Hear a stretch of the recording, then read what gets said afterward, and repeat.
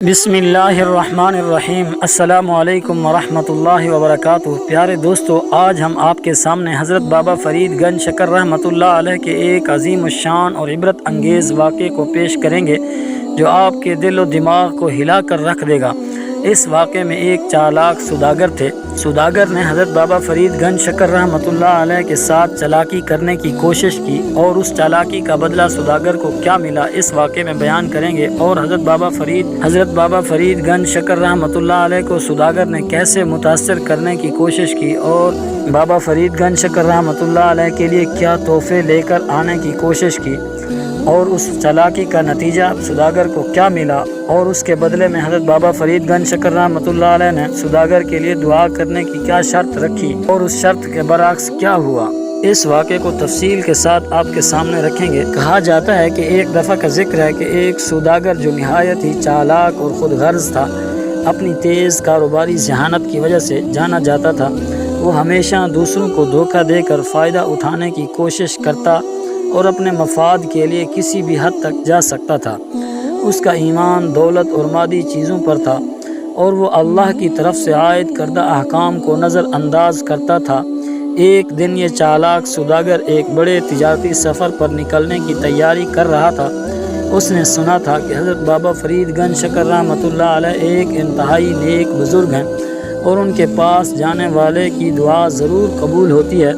سوداگر نے سوچا کیوں نہ وہ بھی حضرت بابا فرید کے پاس جا کر ان سے دعا کی درخواست کرے تاکہ اس کا سفر کامیاب ہو اور وہ زیادہ سے زیادہ دولت کما سکے۔ سوداگر نے دل میں ایک منصوبہ بنایا کہ وہ حضرت بابا فرید کو متاثر کرنے کے لیے ایک بڑا تحفہ پیش کرے گا اور بدلے میں ان سے دعا کی درخواست کرے گا۔ اس نے سوچا کہ اگر حضرت بابا فرید اس کے لیے دعا کریں گے تو اس کی دولت میں بے پناہ اضافہ ہو جائے گا اور وہ مزید کامیاب ہوگا۔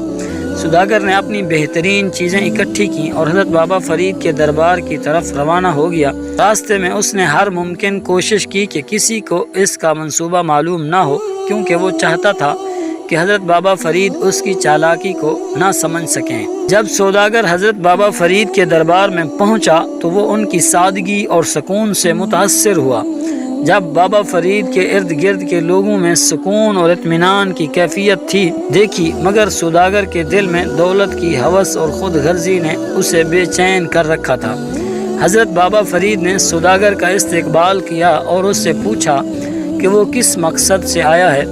سوداگر نے بڑی شائستگی کے ساتھ حضرت بابا فرید کے سامنے اپنے تحفے پیش کیے اور ان سے درخواست کی کہ وہ اس کے سفر کے لیے دعا کریں تاکہ وہ کامیاب ہو اور بہت زیادہ دولت کما سکے۔ حضرت بابا فرید نے سوداگر کی بات سنی اور اس کے تحفے کو قبول کیا، مگر ان کی آنکھوں میں وہ نور تھا جو دلوں کو پرکھنے کی صلاحیت رکھتا تھا۔ آپ نے سوداگر سے کہا کہ اللہ کی رضا اور دعا کے لیے سچائی اور اخلاص کی ضرورت ہوتی ہے، اور اللہ کے بندے اس کے فضل کے طلبگار ہوتے ہیں، نہ کہ دنیاوی مال و دولت کے۔ سوداگر نے حضرت بابا فرید کی بات کو سنا، مگر اس کے دل میں دولت کی خواہش اور چالاکی نے اس پر غالب رہنے کی کوشش کی۔ اس نے سوچا کہ شاید حضرت بابا فرید کی باتیں محض اس کو آزمائش میں ڈالنے کے لیے ہیں۔ حضرت بابا فرید نے سوداگر کے دل کی حالت کو جانتے ہوئے اس کے لیے دعا کی، مگر اس دعا میں ایک شرط رکھی کہ اگر سوداگر کا دل سچا اور خالص ہوگا تو وہ اس سفر میں کامیاب ہوگا، اور اگر اس کے دل میں چالاکی اور دھوکہ ہوگا تو اللہ اس کو اس کے انجام تک پہنچا دے گا۔ سوداگر نے حضرت بابا فرید کی دعا کو قبول کیا اور اپنے سفر پر روانہ ہو گیا، مگر اس کے دل میں دولت اور خود غرضی کی خواہش ابھی بھی موجود تھی۔ سوداگر نے جب اپنا تجارتی سفر شروع کیا تو اس کے آغاز میں سب کچھ ٹھیک چل رہا تھا، اسے بہت زیادہ منافع ہو رہا تھا اور وہ خوش ہو رہا تھا کہ حضرت بابا فرید کی دعا نے کام کر دکھایا، مگر جلد ہی اس کے ساتھ عجیب و غریب حالات پیش آنے لگے۔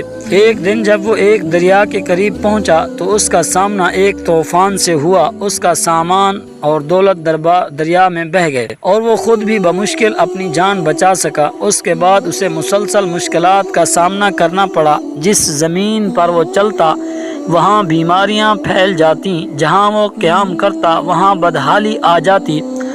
جب سوداگر نے دیکھا کہ اس کا سارا منصوبہ الٹ ہو رہا ہے اور اس کی دولت ختم ہو رہی ہے تو اسے احساس ہوا کہ حضرت بابا فرید کی دعا میں جو شرط رکھی گئی تھی وہی اس کے لیے مشکلات کا سبب بن رہی ہے۔ اس نے حضرت بابا فرید کے دربار میں واپس جانے کا فیصلہ کیا تاکہ ان سے معافی طلب کرے اور اس چالاکی کے لیے معذرت کرے۔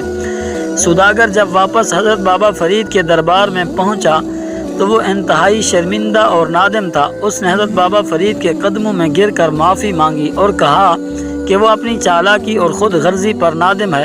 اس نے درخواست کی کہ حضرت بابا فرید دوبارہ اس کے لیے دعا کریں تاکہ وہ اپنی زندگی کو بہتر کر سکے۔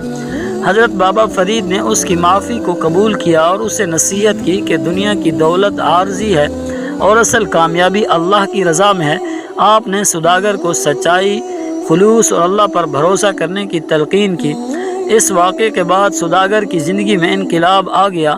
اس نے دنیاوی دولت کی بجائے اللہ کی رضا کو اپنا مقصد بنا لیا اور اپنی باقی زندگی عبادت اور نیک کاموں میں گزاری۔ حضرت بابا فرید کی دعا اور نصیحت نے اس کے دل و دماغ کو بدل دیا اور وہ ایک نیک انسان بن گیا۔ یہ واقعہ ہمیں سکھاتا ہے کہ اللہ کی راہ میں چالاکی اور خود غرضی کبھی کامیاب نہیں ہو سکتی اور اصل کامیابی اللہ کی رضا اور اس کی راہ میں خلوص سے چلنے میں ہے۔ یہ واقعہ ہمیں یہ درس دیتا ہے کہ دنیاوی دولت اور مال و اسباب کے پیچھے بھاگنا انسان کو کبھی مطمئن نہیں کر سکتا۔ حضرت بابا فرید گنج شکر رحمۃ اللہ علیہ کی دعاؤں اور نصیحتوں کا اثر ہمیشہ دلوں پر ہوتا ہے۔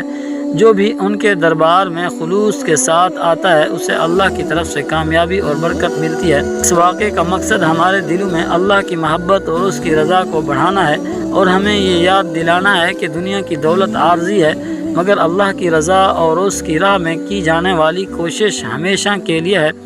اور اللہ تعالیٰ سے دعا ہے کہ ہمارے دیکھنے والے سننے والے جہاں ہیں اللہ تعالیٰ ان کو خوش رکھے اور آباد رکھے اور اللہ تعالیٰ ان کی مشکلات کو آسانیوں میں تبدیل کرے اور ان کی جائز حاجات کو اللہ تعالیٰ اپنے خزانوں سے پورا فرمائے۔